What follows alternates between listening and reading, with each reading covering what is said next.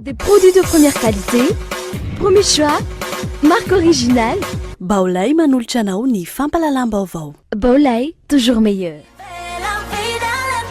Porte, fenêtre, volets roulants, véranda, rideaux métalliques, tôle, vitre, soc à vitre, très sincèrement. Ny fampalalam-baovao iarahanao amin'ny soc à vitre. Ny fampalalam-baovao iarahanao amin'ny magasin Saint-Georges Vista tsara lalàna. Magasin Saint-Georges Vista tsara lalàna, représentant exclusif des marques Saint-Georges et Vista.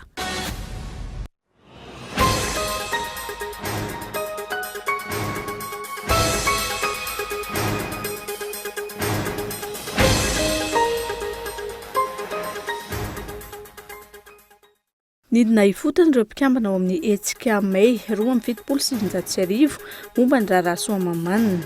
Sekeny ny vahoaka maro anisan'ny fitrandrahana ny toerana ho izy ireo, vohitsakitsaka ihany koa njono ny mpanao gazety raha ny fanambarana. Tato anatin'ny telo taona no tsy nitsahatra niakatra ny vidin'ny arina fandrehatra araka ny fanazavan'ireo mpivarotra. Olana eo amin'ny famatsiana no antony tsy hahatongavan'ny arina amin'ny faritra maro. Ny ato tsy nisy fiara fitateram-bahoaka tao Ambody Vondava Lasorana nomboka ao Malariva ary nitoy Androany. Anton'izany ny fitakin'ny mponiny iverena ny bus F.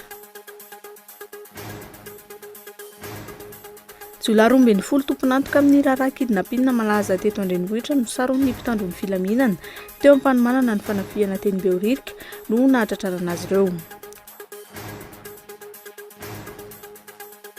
Farany any ivelany, nitrangana asa fampiororona indray tany Frantsa tao Saint-Étienne-du-Rouvray no tapahin'ireo mpampiororo ny lohan'ilay pretra tao anatin'ilay fiangonana tao an-toerana. Ny antsiprin'izay arahinao afaka fotoana fohy.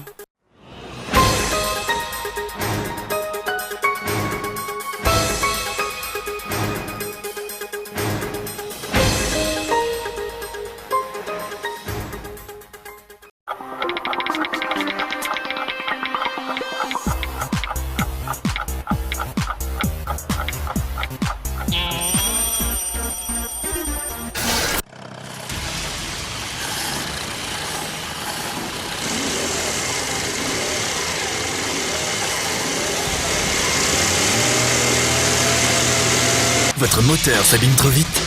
Changez de marque d'huile. Boss Lubricant, fabriqué à base d'un composé de dernière technologie sans cesse amélioré, qui protège votre moteur en l'aidant à résister efficacement à la pression et au frottement. Boss Lubricant, pour un moteur toujours plus résistant.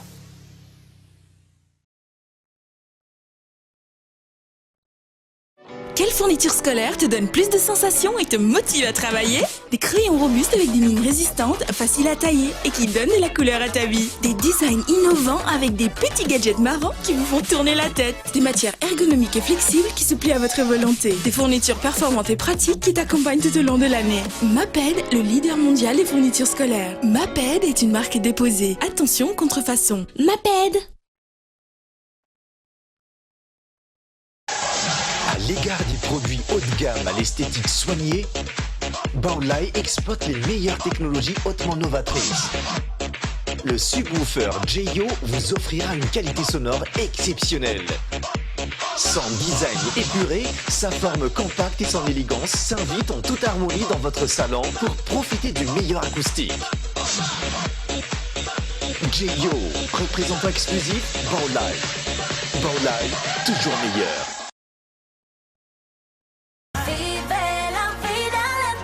Porte, fenêtre, volets roulants, véranda, rideaux métalliques, tôle, vitre. Soc à vitre fabricant poseur et spécialiste de pliage de tôle et bien d'autres vous propose un large choix pour tous vos projets de construction ou de rénovation. Elle fabrique sur mesure toutes vos menuiseries alu à prix d'usine. Alors qu'attendez-vous? Venez nous voir à Andouta Pénac ou sur notre site internet. Soc à vitre, très sincèrement à votre service.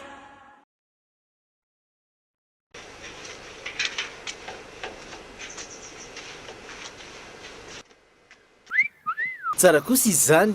Ino ny loko io azafady? Primokat io ramsa. Aiza no aza ahitana an'io? Ahitana azy daholo ny quincaillerie rehetra izay mahazatra anao. Suramine, amin'ilay lavako azy. Merci e. Hono misy an'le primo 4 ato aminareo? Misy ka. Amin'le inona ny tindra misy? Za manko mila mandoko vavahady ary mila maromaro mihitsy. Misy sady misy amin'le eto amin'ny vitsara io. Sady mora le izy.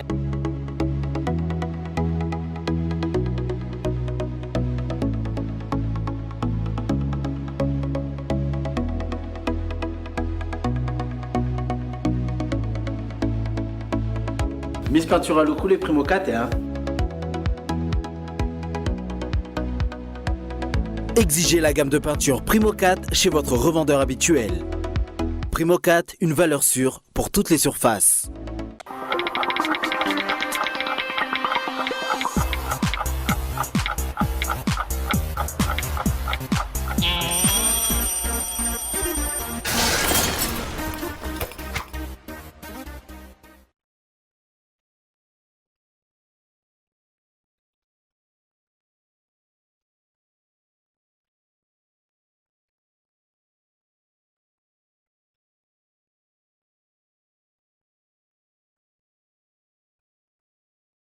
Miarapa-tompo tonga soa indray atao anatin'ny fampahalalam-baovao manasanao mpanajana tsy hisaraka aminay hatramin'ny farany ho an'ny androany mitohy ny fanehoan-kevitra maro samihafa mikasika ny raharaham-pirenena indrindra momba ireo fitrandrahana izay ataon'ny Sinoa any amin'ny faritra Itasy sy mikasika ihany koa ny lalàna mifehy serasera nidina tany fotony ireo mpikambana ao anatin'ny hetsika May 2017 izay tarihiny Willy Razafindratovo na i Maître Olala ary nanao tatitra sy fanambarana momba izany tsy eken'ny vahoaka maro anisy raha nambaran'izy ireo izany fitrandrahana any an-toerana izany ankoatr'izay ihany koa voaitsakitsaka ny zon'ny mpanao gazety ao anatin'ny fahafahana mitrandraka sy manome vaovao marina voaporofo fanadihadiana iarahana amin'izy io Rakotondrena. Nivoaka tamin'ny fahanginany ihany koa ny avy eo anivon'ny hetsika May 2017 izay tarihan'ny Maître Willy Razafindratovo na i Maître Olala momba ireo raharaham-pirenena maro mikatso amin'izao fotoana izao. Nanao fanambarana izy ireo tamin'ny faharoa amby roapolon'ny volana Jolay farany teo momba ny raharaha ao Soamamanina sy ilay resaka lalàna mifehy serasera. Taorian'ny fitsidiana sy fanadihadiana tany Soamamanina nataon'ny mpikambana ao amin'ity hetsika May 2017 ity ka nanaovan'izy ireo tatitra momba izany dia niarahan'ny mpikambana rehetra nanaiky fa tsy rariny ary tsy eken'ny vahoaka maro anisa any ny fitrandrahana volamena amin'ny endriny ankehitriny ataon'ny vahiny Sinoa. Momba ny raharahan'ny mpanao gazety indray dia hita fototra ny fanitsakitsahana ny zon'ny mpanao gazety izay mampahafantatra ny zava-misy sy ny marina. Torak'izany ihany koa ny zon'ny vahoaka izay tsy ho afaka anaiky fotsiny ny taingim-bozina atao aminy hoy izy ireo. Tamin'ny fotoana nanokafana ny fitrandrahana arenan-kibon'ny tany taolany aro momba ny fasimainty sy ny ao Ambatovy momba ny nickel sy ny cobalt no efa nanomezana lalana ny fitsofoan'ny vahiny trandraka volamena tao Soamamanina. Izany fahazondalana izany no noararaotin'ny fitondram-panjakana ankehitriny nanehon'ny jadony ho fameno ny tsy fanarahan-dalana marobe izay ataony amin'izao fotoana izao. Tsy maro anisa mihitsy ireo tompon-tany izay mampirisihana namarotra ny tanindrazana ireo ka hifandray ady mahitsy amin'ny vahoaka maro anisa manohitra ny fandravanan'ny tontolo iainana sy ny fotodrafitrasa iankinan'ny fiainana sy ny fanabeazana ary fitazanan'ny vahoaka maro anisa. Tsapa fa tsy voafehin'ny fehezan-dalàna momba ny arenan-kibon'ny tany na ny code minier ankehitriny ny fananantany sy ny fitandronan'ny mahaolona noho izao fitrandrahana tsy ara-drary ny harem-pirenena izao raha ny nambaran'izy ireo. Noho izany ny ampanga ankitsorano ny fanararaotam-pahefana entina mivarotra ny tanindrazana ity hetsika ity. Melon'izy ireo ihany koa ny fanaovana jadona amin'ny fampiororonan'ny mpanao gazety izay mikendry ny amotsipotsitra ny fanararaotan'ny mpitondra sy ny filazanany marina rehetra. Nanambara ihany koa izy ireo fa tsy ekena ny fampiasana herim-pamoretana amin'ny vahoaka izay ikendrenan'ny fifankahalan'ny samy malagasy. Kasika ny fanaovan-gazety izay hatrany vonoan'ny fitondram-panjakana ankolaka amin'ny alalan'ilay lalàna Andrianjato ny fahalalàna manao fanadihadiana ao anatin'ny asa fanaovan-gazety amin'izao fotoana izao. Tsy malalaka intsony ny mpanao gazety amin'ny fitrandrahana ireo vaovao sy antontanisa eny anivon'ireo rafim-panjakana maro samihafa raha ny voalazan'ity lalàna izay mifehy serasera ity. Famitsinana izay iarahana amin'ny Rakotondrena hatrany. Ny andin'ny fafito amin'ilay lalàna mifehy serasera feno teritery sy nolanina tsy nisy fifampiresahana tamin'ny mpanao gazety sy ny mpisehatra eo amin'ny serasera no entina androany. Novonoina tanteraka ny fahalalan'ny mpanao gazety manatanteraka ny asany ao anatin'ity andininy ity. Ny sorona tao anatin'ity andininy ny fahalalan'ny mpanao gazety mitrandraka ireo vaovao sy ny antotanisa eny anivon'ny rafim-panjakana sy ny andrim-panjakana maro isan-karazany. Antony manokana roa no voatonona ao anatin'ity andininy ity, izay manakana ny fanaparehanany vaovao na dia marim-pototra aza ny loharanom-baovao nazony izany. Nomena vahana ny rafim-panjakana rehetra amorona antony manokana tsy ahafahana manome ireo vaovao sy antotanisa ireo, otrandraha ny mpanao gazety ary azony atao amin'izay ilavany azy izany. Ny zava-misy hafa ihany koa, efa manakana ny fahalalahana amin'ny fitrandrahana vaovao na ny journalisme d'investigation na dia ny fisian'ireo disposition spécifique na antony manokana ireo fotsiny aza. Indrindra ho an'ireo loharanom-baovao izay matetika tsy ofisialy avokoa nefa marim-pototra. Raha ny voalaza ao anatin'ity lalàna ity anefa, tsy azo avoaka ny vaovao azo avy amin'izany fomba izany. Ankoatra izay, nofoanana tsotro izao ny fahalalahana mahazo ny vaovao sy ny antotanisa any amin'ny rafim-panjakana rehetra. Ohatra, tsy azo ny mpanao gazety sy ny olon-tsotra atao intsony manaraka akaiky ny fampiasam-bola ataon'ireo mpitondra. Tsy ho azo atao ihany koa araka izany ny mamoaka vaovao momba ireo fampiasam-bola ireo, eny fa na dia voatondro ao anatin'ny teti-bola-panjakana azy izany. Ny vahoaka nefa no mpandoha hetra ka mameno ny ampaham-betsaka amin'ny kitapom-bola-panjakana, nefa tsy ho afaka manara-maso ireo vola ireo izy. Fa efa andalana ny fikarakarana ny fandraisana ny fionam-be ny firenena amin'ny teny frantsay amin'ny volana novambra ho avy izao raha nabarany ateo anivon'ny komity mikarakara ho an'ny androany. Efa eo mikarakarana ny lafiny arifenitra mikasika izay izy ireo amin'izao fotoana izao, ankoatra ireo mpianatra ao amin'ny diplomasia ny anivon'ny ENAM, misy ihany koa ny fanomezana toerana ireo mpianatra hafa avy amin'ny sekoly tsy miankina anatevin-darana amin'izay resaka arifenitra izay. Nisy ny fifanaovan'ny ny fifanarahana ho amin'izay ho an'ny androany tondra fanampanazavana mikasika izay ny anivon'ny komity mikarakara.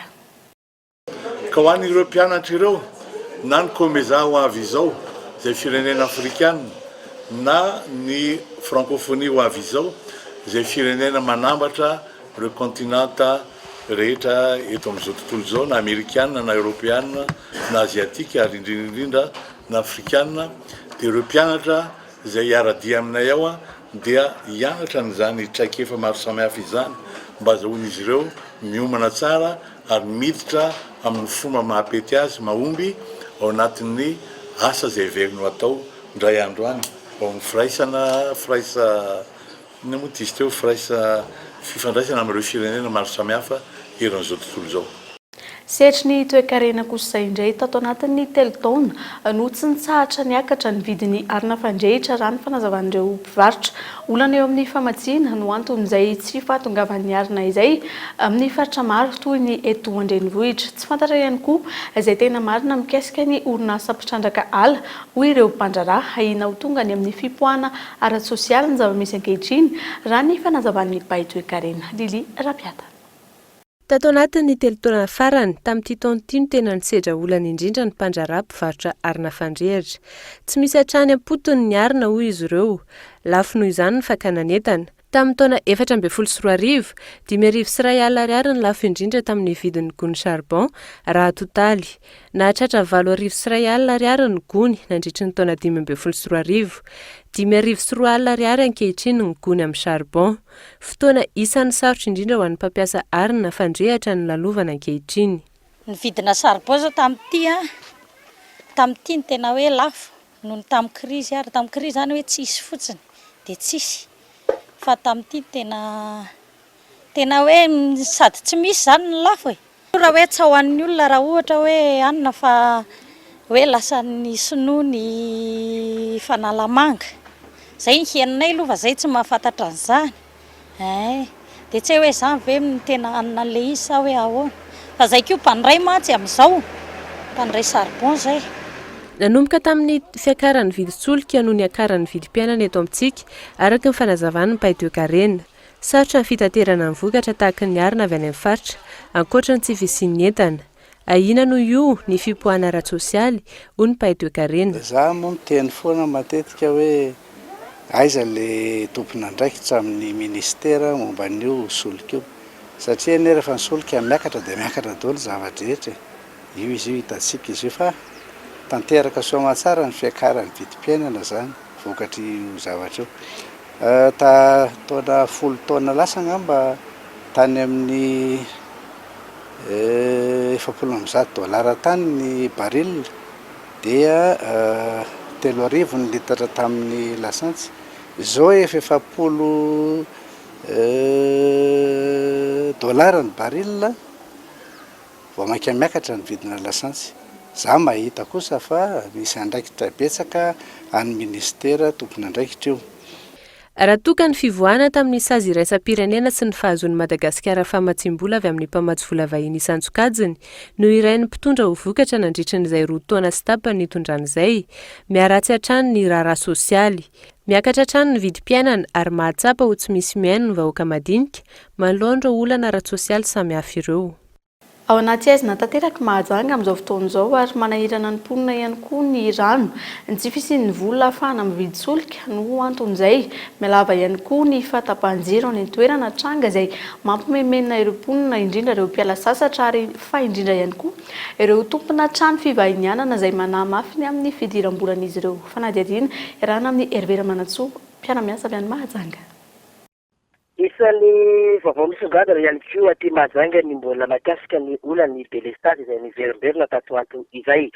Tsy fampia ny solika fitiavam-bolana fivoahana ny taratasy solika. Ireo no antony mahatonga ny fiverenan'ny delestage ao an-tarim-pananan'ny Mahajanga nanomboka tamin'ny taran'ny herinandro teo. Maharitra adevaly izany amin'ny fokontany 920.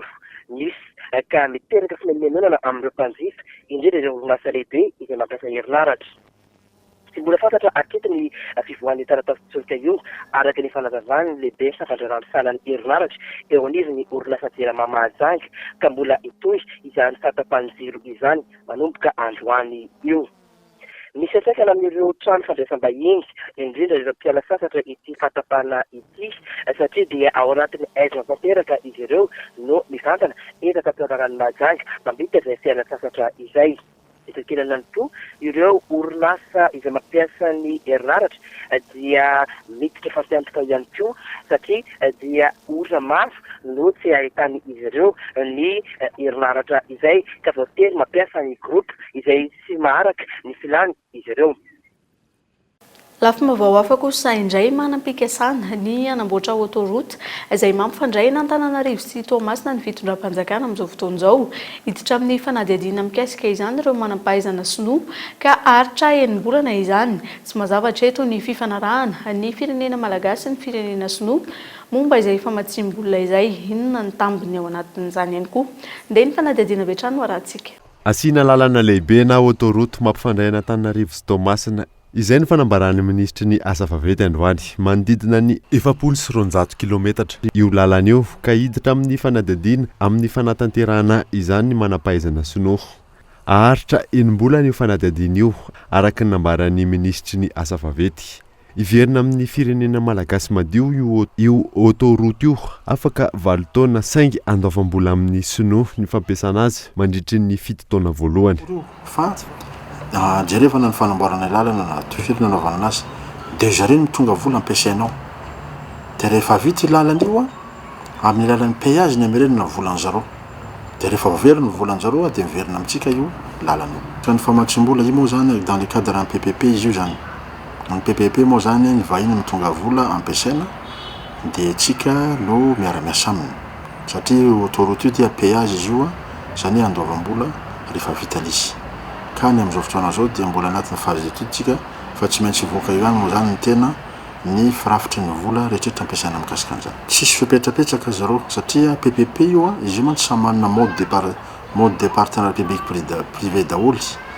Tsy fantatra mazava tsara nefa ny momba ny fanamboarana fotodrafitrasa lehibe io fa izao efa miditra amin'ny dingana fanadihadiana izao sahady. Nisy ve ny tolobidina lefa fantatra ny solombavam-boaka sy ny olona ve io asy io. Inona ny takary nomenan'ny sinoa amin'izao fanamboaran-dalana izao? Fantaniana ny lambaliny avokoa izany saingy tsy nazahoana valiny. Nolazaina fotsiny fa fiara-miasa eo amin'ny fanjakana sy ny tsy miankina na ny 3P ny nazahoana io asy io. Toy ny mahazatra izany miasa irery ny fahefana-panatanteraka fa tsy maka hevitra amin'ny solombavam-boaka na amin'ny solitenan'ny vondrom-paritra itsinjara-pahefana. Fa nanomboka androany ny fampiarana andidim-pitsarana mikasika ny fahazon'ilay orinasa iray ny tany eny amin'ny kianjan'ny Valpola eny Ambatobe. Mpitandro ny filaminana ampolony maro ihany koa no hita ny ambina teny an-toerana ho antsy androany ity fanadihadiana entiny miantara Andrianaivo. Raha tokony teraka olona tamin'ny mponina Ambatobe sy ny nividin'ny tany nandritra ny volana maro ny mahakasika ny raharaha kianja ny Valpola etsy Ambatobe. Nanomboka androany ny foto-drafitrasa ataon'ny tompon-tany eny an-toerana. Feno mpitandro ny filaminana ny toerana nanomboka ny maraina miambina ny mponina tsy hanao hetsika. Ara-dalàna kosa ny antota taratasy rehetra nanan'izy ireo raha namara ny mpisolo vava ity orinasa iray nahazo ny kianja ity raha ny fanazavana azo teny an-toerana.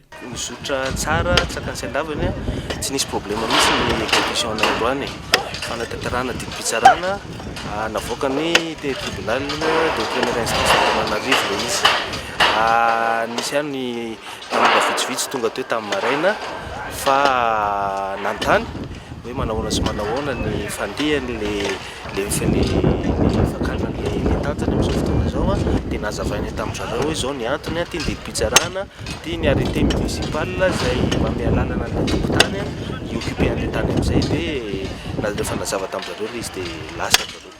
Raha tsy ahivina efa maro ny hetsika efa nataon'ny mponina eny Ambatobe manoloana ny fitakian'izy ireo hijanonan'ny tany ho kianjan'ny Valpola saingy tsy misy miaino izany. No volana Janoary 2024 no efa nanomboka nanao ny fanoherana izy ireo ary nitohatra amin'ny filatrona nataon'ny mpianatra no volana May lasa teo. Raha ny loharanom-baovao azo hatrany 70 tapitrisa no nahazoan'ny orinasa immobilier iray ny tany. Tsy hijanona hatramin'ny farany kosa ankilany ny fanamboarana ataon'ity orinasa ity eo amin'ny tany. Fa niato tsy nisy fiara fitateram-bahoaka ihany koa teny Ambodivondava Lasora nanomboka ho Malariva ary nitohy ho an'ny androany noho ny fitakian'ny mponina iverena ny bus F. Fifanarahana anatiny tamin'ny tompon'andraikitry ny fiara fitaterana any an-toerana no nampiato izany raha ny fanazavana raha toka sony mahery ny 500 isa no voangony ireo mponina hatreto dia tsy mbola misy ny vahaolana arosony ao anivon'ny komina sy ny ATT. Miantara Andrianaivo hatrany.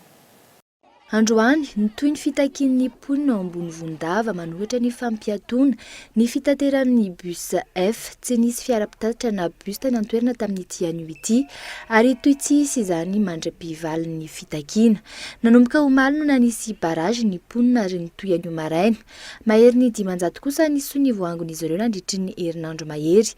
Miteraka olana sy fasahirana ho an'ny mponina ny fahavitsian'ny bus eny an-toerana mahatratra hatramin'ny 30 minitra ny fiandrasana izany ary tsy ahitana intsony rehefa dilany amin'ny 10 ora ariva. Mandeha tongotra zany zao ny anona fa ny Scomatra zany miasa hatreny amin'ny commune.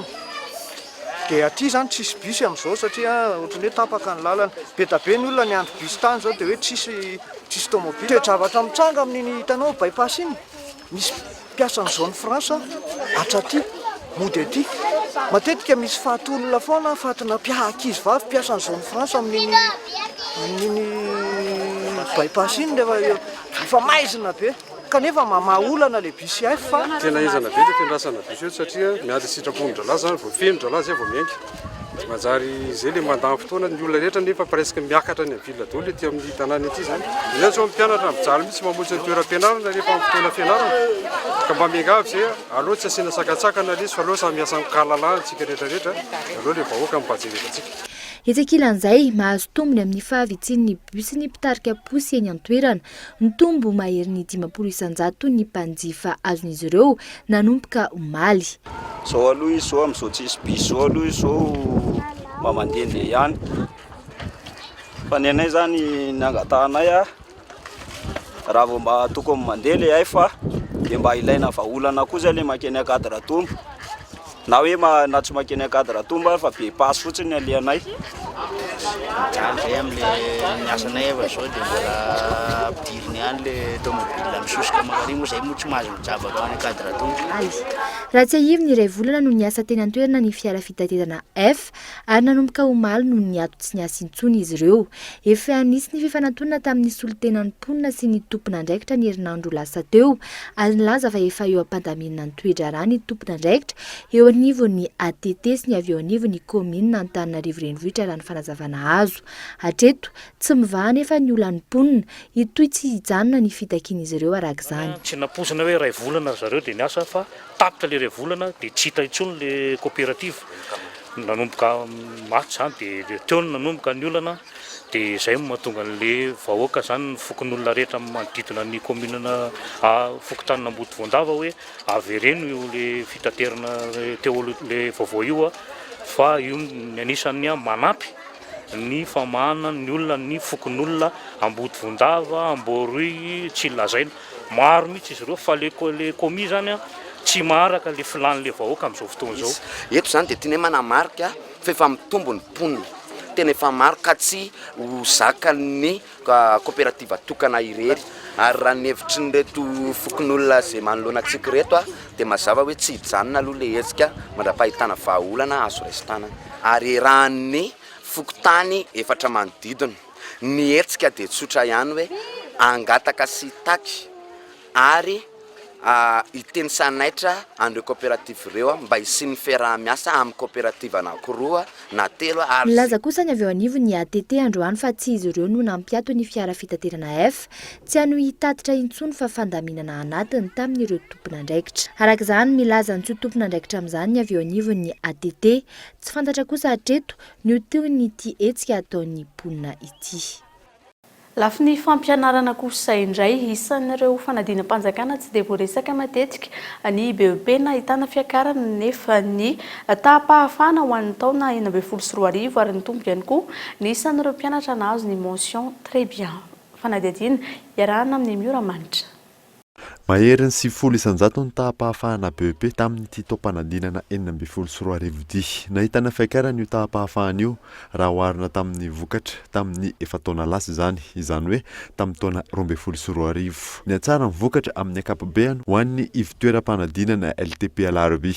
Nahatratra 7 amin'ny mpianatra nahazo ny mention très bien ka ny 7 ho an'ny sokajy elektroteknika ary ny ray kosa ho an'ny sokajy elektronika. Raha ny tahapahafahana aloha dia mihoatra ny 700 zany ny afaka tamin'ity taona ity ary azo lazaina ny tsara zany ny vokatra satria nanana mention très bien maromaro ihany koa izay 7 ho an'le elektroteknika dia ray ho an'ny elektronika dia azo lazaina hoe mahafa-polo ny vokatra zany. Izany hoe raha tany amin'ny efa taona lasa angamba no somary latsa-datsaka ilay izy fa taty aoriana zany dia ohatran'ny niakatra dia mpianatra ao amin'ny taona fahatelo ny tokony hiatrika ny fanadinam-panjakana BEP araka ny fanazavana. Raha ny tena marina zany ny diplôma BEP dia équivalent amina baka zany izy io amin'ny afopy. Dikan'izay tsy tokony ho deuxième année zany no izy io raha ny tena marina fa ny olona moa no miezaka mampanao azy deuxième année fa ny anay dia tsy maintsy troisième année ny anay vao manao BEP. Raha tsy ahivana manodidina ny 570 ny mpiadina voasoratra anarana tao amin'ny lycée teknika Alarby raha ny 30 tamin'ireo no tsy tonga niatrika ny fanadinana. Efa nanomboka ihany koa ny fanomanana ny baccalauréat ho an'ny mpianatra hiatrika ity fanadinana ity. Ny alatsinainy ho avy izao no manomboka ny fanadinam-panjakana baccalauréat iraisan'ny sokajy rehetra ary manatombo izany ho an'ny sokajy teknika. Fa jiolahy 12 tompon'antoka tamin'ny raharaha kidnapping nalaza teto Andrenivohitra no saron'ny mpitandron'ny filaminana ny herinandro lasa teo am-panomanana ny fanafiana teny Behoririka no nahatratrarana ireto jiolahy ireto mpiambina minisitra Ampernas ny iray no isan'ny Voaroroy sy hanaovana fanadihadiana amin'ireo jiolahy ireo. Fanadihadiana entin'ny Lili Rabiata. Raharaha fankanakeriny tany Agadikely, fankanakeriny teratany Karana tompon'ny Conforama tamin'ny Tondasy, fankanakeriny tany Ambohidratrimo, fankanakeriny tany Besarety, fikasana nao fanafiana tany Agadikely, fikasana nao fanafiana teny Ambodifilao, fanafiana teny amin'ny Tobo Dasantsy teny Anosizady sy Ambatomainty. Ireo no asa ratsy vitan'ireto andian-jolahy miaraka amin'ny fotsikely reto. Ankoatra ny fanafiana, misy loka ihany koa ireto andian-jolahy reto ary mampiasa fitombo-kase osika izay tratra nandritra ny fisavana.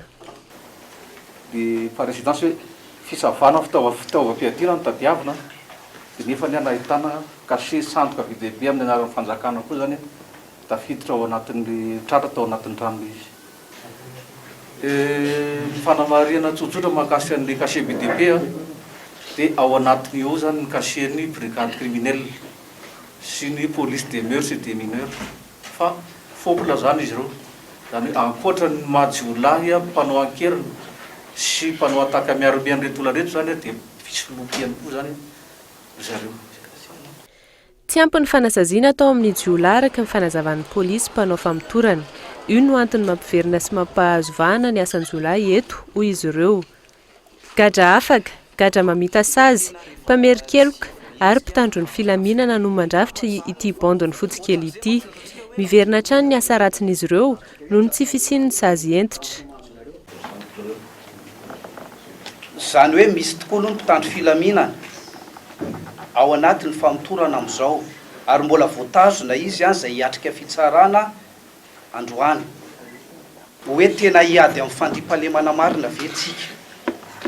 Satria ao amin'ny tompon'andraikitra rehetra amin'ny fandriampahalemana raha vao misy goragora mialatsina amin'ilay fitenenana dia manjary sasapoana foana ny ezaka na inona ny ezaka atao. Basy pistolet 10 sy kalaknikov ray, bala maromaro, akanjona zandary, tombo-kase maromaro osika ary fiara 405 iray. Ireo ny tratra niaraka tamin'ireto andian-jiolahy reto. Tsy mbola nisy nivoaka ihany koa hatreto ny raharaha fipoahana ny trangany 4 jona teo ary mbola mitohy ny fanadihadiana. Mahoraka ny sesesy tato ato ny alatra lakolosy-piangonana izay voizin'ireo mpanao afera fa misy uranium ary vidina amina miliara. Efa misy ihany koa ny marika amantaran'izy ireo izany tsy ny lakolosy-piangonana ihany anefa fa ireo vilany vy namboarina tamin'ny andron'ny fahampanjaka ihany koa raha ny fanadihadiana dia ahitana izany. Fandrebirebena saim-bahoaka kosa no anatsokajin'ny olona sasana izany ho an'ireo izay nanaovana fanadihadiana ho antsy Androanjy Arahoatra. Mirongatra indray tato anatin'ny fotoana vitsy ny alatra lakolosy-piangonana lehibe vita amin'ny vy. Raha ny fanadihadiana natao, ankoatra ny alatra sy ny fampiasana ny vy, bizina hafa no ambadiky ny fivarotana azy ireny. Ny lakolosy ahitana ny singa R1. Tsy ny lakolosy-piangonana ihany, hatrany amin'ny tambazotra tserasera, betsaka ihany koa no mitady ireny vilany vy namboarina tamin'ny andron'ny fanjanahantany ireny amin'izao fotoana izao. Singa iray lafo vidy no karohin'ireo mpivarotra sy mpitady ireny vilany ireny, izay jifain'ny vahiny amina miliara namboarana fitaovam-piadiana. Misy soratra RS tsy mandray andremby manapaka réseau téléphonique, marika amantarana ireo fitaovana misy io singa io. Mpisehatra iray amin'ny fividianana sy fivarotana izany no nanaovana fanadihadiana saingy tsy nentina alaina sary. Izy j'ai taloha be naparitaka teto teto. Amin'izao izy zavasoa roa anjanony antony. Dia zavasoa mahatonga azy eo na ziakotika hoe namory gestion karazana misy uranium anatiny eo. Izany mahatonga eo anazy aktif. Ny matière ao anatiny iny ilay olona. Amin'ny resaka hoe armement sy resaka tsaiko ohatr'izany. Iny matière iny misy adaviny anatiny izy dia izay mahatonga azy hoe lafo be vidiny amina miliara ary kilo izany. Dia io zavatra io na vilany taloha be reny na savony taloha be reny na le tera taloha be reny na le sotro raha vao misy hoe aizaky fa sesy zany. Fa ny fantatry fotsiny izy zavatra io karohana ka bebe eto. Rehefa hita le izy ka nahita le izay navongina labo. Rehefa miditra labony izy dia hita ny quantité ao anatiny, quantité amin'ny matière ao anatiny. Rehefa hita izy dia iny no mamoaka amin'ny prix-any. Io sy zavatra rehetra pirenena amin'ny labo dia tonga dia voakatra amin'ny prix inona rehetrarehetra ilanja izao ny hery ny ohatr'izany. Ho an'ity mpivarotra vilany vy eto andrenivohitra ity, efa maro ireo olona nanao andrana teto aminy saingy niala maina. Fandrebirebena saim-bahoaka no andraisan'ireo olona sasany nanaovana fanadihadiana ny mikasika ity trango ity. Eto aminay zany be dia be mitsapy. Mitondra andreby avany izy dia avoakany avy any paosiny dia tsapainy dia mandray dia apetrany ny réseau ny téléphone dia réseau tsy miala. Za zany mpivarotra vilany vy e.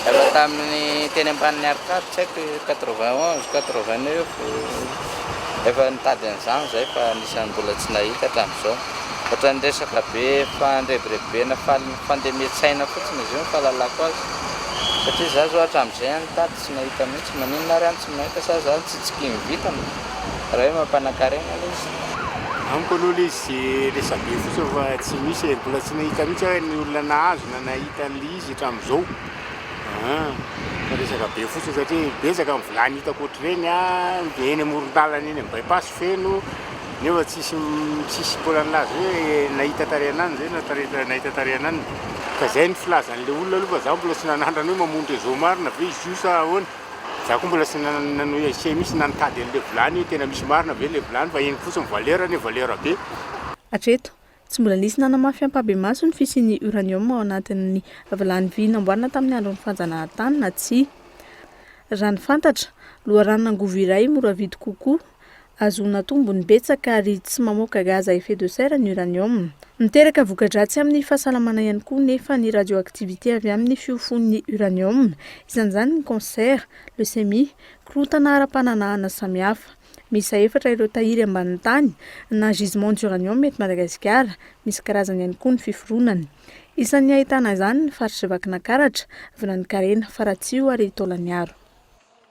Izay ihany koa no tongavana any amin'ireo vaovao avy any ivelany mpiasa taloha amin'ny toeram-pitsaboana areditsaina ray any Japon no namono olona 720 androany maraina misy 520 kosa ireo naratra mafy vokatry ny tsatokanto izay nafitsika ity mpiasa iray ity hopitalienina no nandray an-tanana ireo olona 20 ahina mafy ny ainy amin'izao fotoana izao fanipinana izay arahana amin'ny France 24.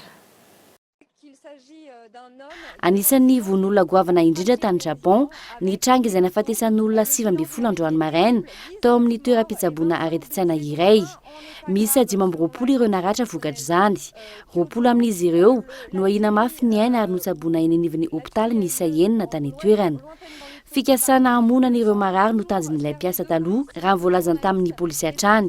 Mialohan'izay no fatorany ireo mpiasa teo anivon'ity toeram-pitsaboana areditsaina ity. Teo anelanelan'ny 20 ka hatramin'ny 70 taona ireo narary novonona tamin'ny alalan'ny tsatokanto ireo sy fitaovana maranitra rehetra teo ampelantanany. Toyina tamin'ny fihetsika ilay tovolahy avokoa ny manodidina manoloana izany. Nianatra ho tonga ho mpanabe no tanjony raha nambaran'ireo haino aman-jery any toerana. Nanomboka ny volana febroary no niady tamin'ny asan'ilay mpiasa ka izao niverina namonana ireo olona manana fahasembanana ara-tsaina ireo. Tsy voalohany any Japon ny tranga toy izao. Raha tsy ivina ny taona 24 olona iray no nifoaka mpandeha ary nitsatokanto azy ireo. 7 maty ary 10 no naratra mafy. Taona 24 ankizy 9 no maty voatsantokanto tao amin'ny fianarana iray tany Osaka, Japon. Taona 577 mpikambana ao amin'ny secta Homme Vérité Suprême no nandefa fitaovam-piadiana simika tao amin'ny fiaran-dalamby maro tany toerana. Ny goavana indrindra nitranga tamin'ny taona 770. Lehilahy iray izay namono olona 30 tamin'ny alalan'ny sabatra, antsy sy basy ary namono teny ilay navandoza taorinan'izay. Japon, firenena milama amin'ny ankapobeny saingy hitrangana von'olona mandalo tahaka izao indraindray. Mbola nivelan'izay hatrany nitrangana asa fampiororona indray tany Frantsa tao Saint-Étienne-du-Rouvray commune iray any Seine-Maritime ny maraina teo. Olona 2 ny fantatra fa nitazona ankeriny pretra iray sy masera 2 ary mpino 2 hafa maty no tapahan-doha ilay pretra tao anatin'ilay fiangonana tany toerana ary naratra mafy ny mpino izay vavy antitra nosokajiana ho asa fampiororona ity tranga ity fa nilaza ho tompon'antoka ny tao anivon'ny Daesh nandritra ny lamesa no niditra ankeriny ireo mpampiororo ireo izay niantso mafy hoe Allahu Akbar. Raha ny tatitra ofisialy voalaza fa lavon'ny balan'ny mpitandron'ny filaminana izy ireo lahy ireo ary nandritra izay fifampitovirana izay tsy afabela amin'ny asa fampiororona intsony ny any Europa indrindra ao Frantsa sy Alemania amin'izao fotoana izao. Mialohan'ny sarahana amin'izao alina izao tompo-kilasy tompo-vavy dia andeha ofitsina aminao ireo vaovao nisongadina ho an'ny androany nidina ifotony ireo mpikambana ao anatin'ny hetsika May 27 sy 700 mikasika ny raharaha ao amin'ny fitrandrahana any amin'ny faritra Itasy sy ny asa fanaovan-gazety tsy ekeny vahoaka intsony izay fitrandrahana izay hoy izy ireo ary voahitsakitsaka ihany koa ny fahalalahany asa fanaovan-gazety tato anatin'ny 3 taona kosa dia tsy nitsaha niakatra ny vidiny arina fandrehitra raha ny fanazavan'ireo mpivarotra olana eo amin'ny famatsiana no mahatonga izay tsy visinina izay. Izay ny kotoko lasy tompom-pivavy no entina manakatona tanteraka ny pejy fampahalalam-baovao any androany ankasitrahana feno ianao tsy nitsaraka taminay. Veloma tompoko.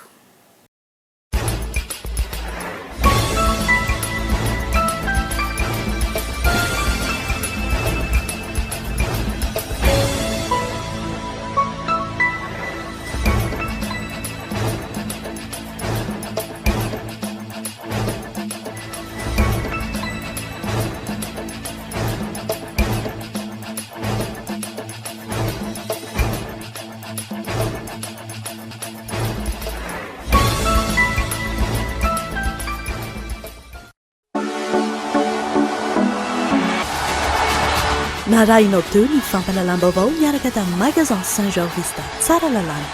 Magasin Saint-Georges Vista Tsara Lalàna, représentant exclusif des marques Saint-Georges et Vista.